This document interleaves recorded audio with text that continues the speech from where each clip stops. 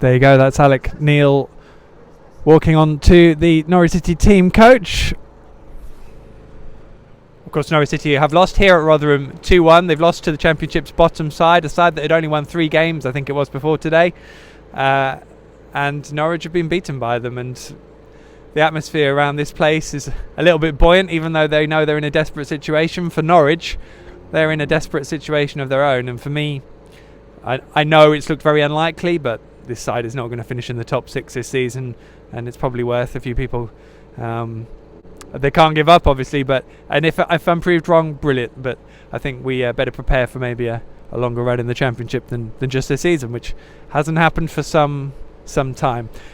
This was inherently predictable. I think after Norwich's slightly bright start, as soon as Rotherham got a foothold in the game, that was all it needed. A couple of long balls, they'd already caused Norwich the odd problem on the break before Tom Adeyemi set up Yates for the opening goal after just 7 minutes. It was well made from Tom, of course, a former Norwich City player who had a great afternoon of it, and he scored the winner in the second half too. Great day for him, and he left with Wes Hoolahan's shirt, coming up against one or two players that he'd been in the squad with back in the day when he was at Norwich, and it was a great day for him, a great day for Paul Warne, the Norwich-born, Norwich fan, who is now in charge, reluctantly, apparently, of Rotherham United, although he does seem to be enjoying it now, and he's going to be in charge for the rest of the season too.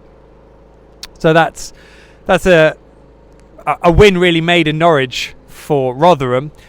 But as I said, as soon as Norwich got behind, it really took until Nelson Oliveira and his silly little sending off for reacting to a challenge. Once he'd done that, he got sent off. Norwich basically felt like they started needing to play. And that was a major issue, because of course it was too late by then in reality. And even aside here, you've got 10 men. Rotherham, they upped their game. They had something to hold on to. Aside, even though they looked edgy, they looked like they wanted to really, really dig in. Now, Norwich did play quite well with 10 men, it has to be said, and you could just see if they'd played at that level with 11, this would not have been an issue. They'd have won this game comfortably, but they didn't play like that with 11 men. And then when they got down to 10, they started playing. Even Russell Martin said it himself. So God knows what he must be saying to his teammates, and I guess to himself as well, because it's the players who are not delivering.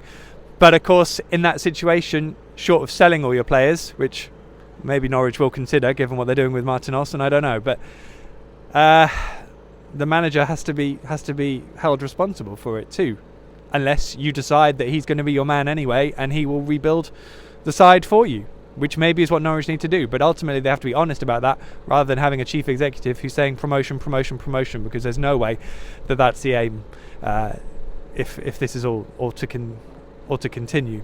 So some major issues for Norwich to address. Of course, on the flip side, for all you want to say about Alec Neil and the fact he may still be learning, he's inexperienced, this, that, the other.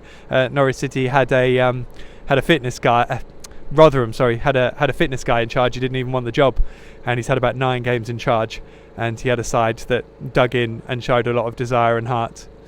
I mean, Norwich gave the bizarre thing is Norwich gave a reaction. It was just too late. And again, what does that say about their attitude that they couldn't do it from the first whistle?